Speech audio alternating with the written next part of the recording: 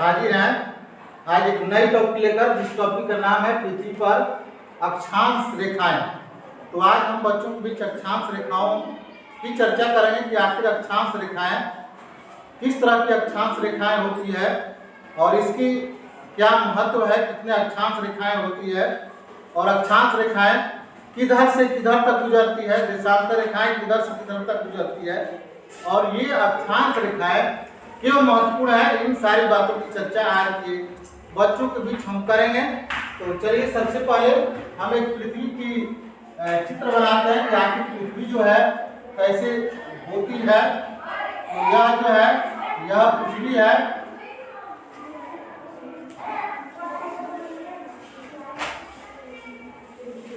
यह पृथ्वी है। हम देखते हैं पृथ्वी पर दो ध्रुव होते हैं। दो ध्रुव होते हैं। ऊपरी ध्रुव को क्या कहते हैं जी? ऊपरी ध्रुव को उत्तरी ध्रुव, उत्तरी क्या कहते हैं? उत्तरी ध्रुव। और नीचे वाले को हम दक्षिणी ध्रुव के नाम से जानते हैं। क्या नाम है? दक्षिणी ध्रुव के नाम से हम लोग जानते हैं। और यह देखते हैं कि हमारी पृथ्वी जो है, हम देख रहे हैं कि यह पृथ्वी सीधा है, लेकिन जब भी हम ग्लोब पर देखेंगे तो ऐसे पता चलेगा कि हमारी पृथ्वी जो है वह 23.5 डिग्री झुकी हुई है। कितना झुकी हुई है? 23.5 डिग्री अपने अक्ष पर झुकी हुई है। तो जब हम देखेंगे तो पृथ्वी का झुकाव सीधा होगा। कैसे होगा जी? ऐसे झुका होगा, ठीक है कि नहीं? पृथ्वी का झुकाव ऐसे होगा। तो पृथ्वी जो है 23.5 डिग्री अपने अक्ष पर झुकी हुई है। और इसके साथ ही हम देखते हैं कि हमारी पृथ्वी जो है इसके मध्य में एक रेखा गुजरती है, जिसको हम लोग 0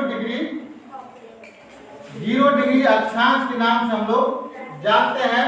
और इस 0 डिग्री अक्षांश को हम लोग किस नाम से जानते हैं जी? 0 डिग्री अक्षांश को हम लोग विषुवत रेखा, क्या नाम है जी? विषुवत रेखा। क्या नाम है? एक नाम जो हो गया विषुवत रेखा हो गया, और दूसरा नाम जो हो गया जिसको हम लोग किस नाम से जानते हैं? भूमध्य रेखा। क्या नाम है? भूमध्य रेखा के नाम से हम लोग जानते हैं। क्या नाम है? भूमध्य रेखा। तो भूमध्य रेखा कहने का मतलब है कि यह पृथ्वी जो है इसके मध्य की रेखा, यह पृथ्वी जो है इसकी मध्य की रेखा जो है, जिसको हम लोग भूमध्य रेखा कहते हैं। और इसका दूसरा जो नाम जो है इसे विषुवत रेखा के नाम हम लोग जानते हैं। और इस विषुवत रेखा के ऊपरी भाग को हम लोग क्या कहते हैं? उत्तरी अक्षांश। क्या कहते हैं जी? उत्तरी अक्षांश। क्या कहते हैं जी? उत्तरी अक्षांश। और नीचे वाले भाग को हम लोग दक्षिणी अक्षांश के नाम से हम लोग जानते हैं। क्या नाम है?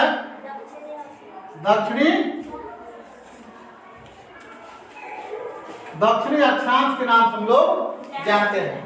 तो हमने यह जाना कि हमारी यह जो बीच की जो लाइन जो है विषुवत रेखा जो है, इसके नीचे जो है दक्षिणी अक्षांश और ऊपर हम लोग उत्तरी अक्षांश के नाम से हम लोग जानते हैं। और यह जो ध्रुव जो है इसको हम लोग ऊपर वाले को उत्तरी ध्रुव और नीचे वाले को दक्षिणी ध्रुव के नाम से हम लोग जानते हैं। अब हम एक दूसरा हम लोग फिगर बनाएंगे पृथ्वी का, जिसमें हम लोग देखते हैं कि इसमें हम लोग अक्षांश के बारे में देखते हैं कि आखिर अक्षांश रेखाएं कैसी होती है। तो चलिए हम लोग अक्षांश रेखाओं के बारे में चर्चा करते हैं। हमने आप लोग को यह बताया ऊपर जो है ये जो ध्रुव है उसको उत्तरी ध्रुव और नीचे वाले को हम लोग दक्षिणी ध्रुव के नाम से हम लोग जानते हैं। और हमने इस फिगर में आप लोगों को बताया है कि जो बीच की रेखा जो है उसको विषुवत रेखा और दूसरा जो है भूमध्य रेखा के नाम से जानते हैं। तो हम यहाँ एक बीच में यह रेखा खींचते हैं। क्या करते हैं जी? रेखा खींचते हैं, जिसको 0 डिग्री मानते हैं। क्या मानते हैं? 0 डिग्री मानते हैं। और इस 0 डिग्री से लेकर और यहाँ तक जो है एक रेखा जब खींचते हैं तो यहाँ से लेकर यहाँ तक ये रेखाएं जो होती है ये 90 रेखाएं होती है। कितनी रेखाएं होती है? 90 रेखाएं होती है। और इसके नीचे जो है ये रेखाएं 90 होती है। तो 90 रेखाएं ऊपर कितना होती है जी? ऊपर 90 रेखाएं ऊपर और 90 रेखाएं नीचे। 90 रेखाएं क्या होती है जी? नीचे की रेखाएं 90 रेखाएं होती है। तो ऊपर की 90 और नीचे की 90 कितना हो गया? 90 और 90 कितना हुआ जी? 180। 90 और 90 180। और एक रेखा जो है ये विषुवत रेखा है, जिसको हम जोड़ते हैं तो ये रेखाएं 100 क्या होती है जी? 81। एक इसी बीच वाला रेखा है जिसको हम लोग 181 रेखा के नाम से जानते हैं। तो कोई पूछता है कि आखिर पृथ्वी पर ये अक्षांश रेखाओं की संख्या कितनी होती है, तो कितनी होगी? 181 रेखाएं जो है वह क्या है जी? ये अक्षांश रेखा है। टोटल अक्षांश रेखा कुल क्या है जी? कुल अक्षांश कितना है जी? कुल अक्षांश जो है 181 है। कितने हैं? 181। कुल अक्षांश की संख्या 181। अब हम देखेंगे कि आखिर अक्षांश रेखाएं कैसे बनती है। तो हम देखते हैं कि ये दोनों यह परिधि है। यह जो लाइनिंग हम खींच लिए हैं, इस लाइनिंग को हम लोग परिधि के नाम से जानते हैं। और दोनों परिधि जो है इससे रेखाएं जो है वह क्या होती है?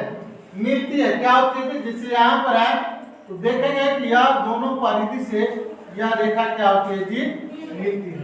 और इसी तरह यह रेखाएं जो है, यह रेखाएं हम 90 खींचते हैं। कितने खींचते हैं जी? 90 रेखाएं खींचते हैं, क्योंकि 90 इस पर बना पाना संभव नहीं है।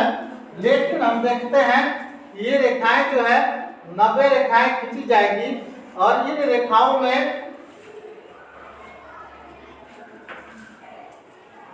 ये रेखाएं कितनी होगी? 90 रेखाएं होगी। और 90 रेखाएं जो है यह डिग्री पर चलती है। 1 डिग्री 2 डिग्री, ठीक है कि नहीं? 0 डिग्री आपको बताएगा जी। अब 0 डिग्री से यह चलेगा 1 degree 2 degree 3 degree 4 degree 5 degree 6 degree 7 degree 8 degree 9 degree और यहाँ पर हो जाएगा तो 90 डिग्री। क्या हो जाएगा जी? 90। यानी 90 रेखाएं यहाँ पर जो है 90 रेखाएं यहाँ आते 90 रेखाएं हो जाएगी। तो हम देखते हैं ये 90 रेखाएं जो है 90 रेखाएं ये हमारे उत्तरी जो क्या है गोलार्ध जो है क्या है जी? उत्तरी गोलार्ध में कितनी रेखाएं हैं? 90 रेखाएं। कितनी रेखाएं जी? 90। उसी तरह हम दक्षिणी गोलार्ध में देखते हैं तो ये 90 रेखाएं। कितनी रेखाएं हैं?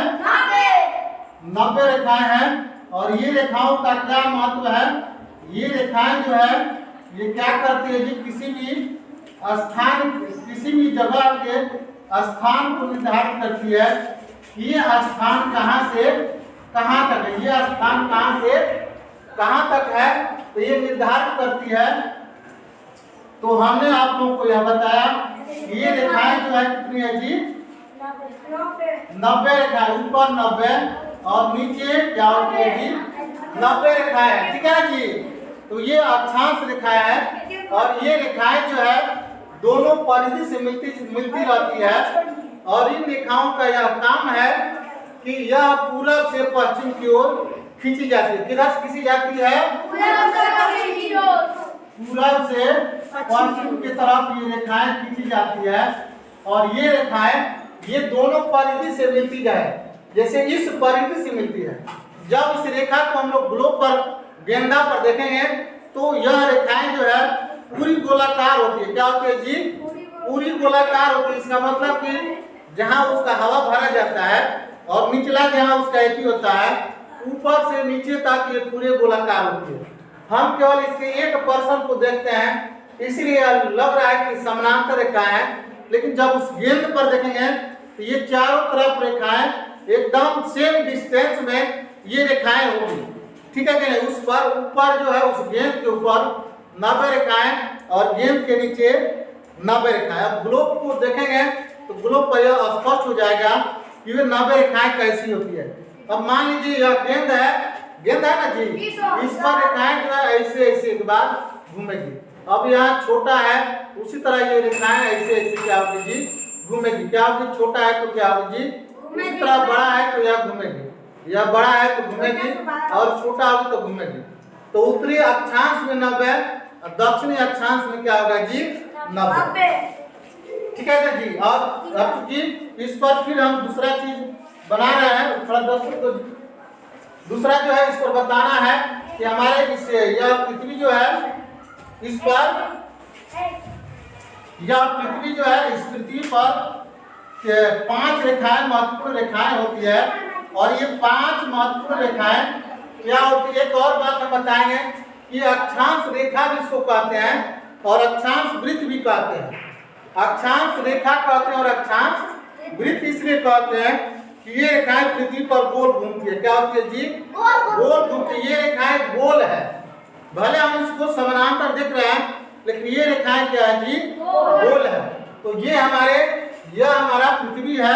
और यह देखते हैं कि इसके जब हम 23.5 डिग्री जब ऊपर जाते हैं तो यहाँ पर एक रेखा गुजरती है 23.5 डिग्री, 23.5 डिग्री पर 23.5 डिग्री इधर और 23.5 डिग्री इधर देखते हैं। इस पर एक रेखा गुजरती है और यह रेखा जो है जिसको हम लोग कर्क रेखा के नाम से जानते हैं। क्या नाम है, कर्क रेखा। क्या नाम है जी, कर्क रेखा के नाम से हम लोग जानते हैं।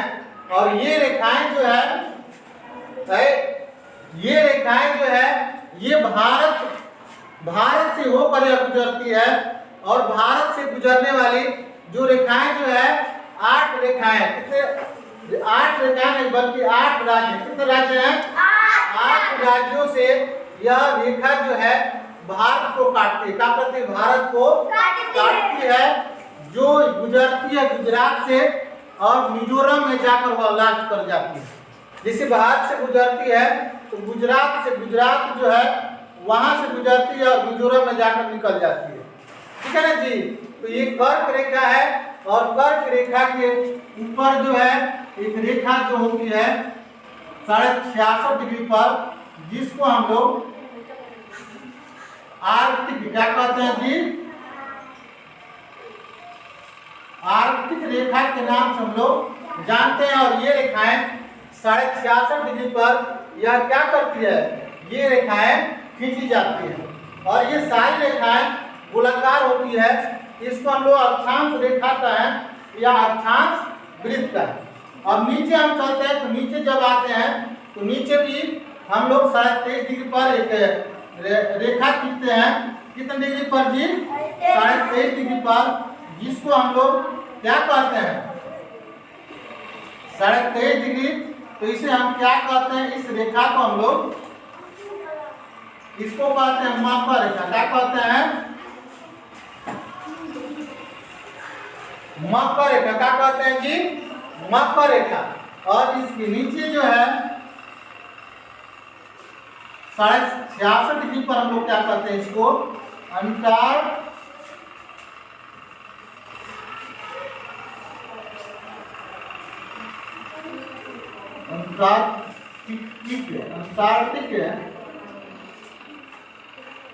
रेखा या वृत्त के नाम से हम लोग जानते हैं। तो यह 66.5 डिग्री पर होता है। और ये रेखाएं जो है, ये रेखाएं पृथ्वी पर है नहीं, ये रेखाएं सारी काल्पनिक रेखाएं हैं।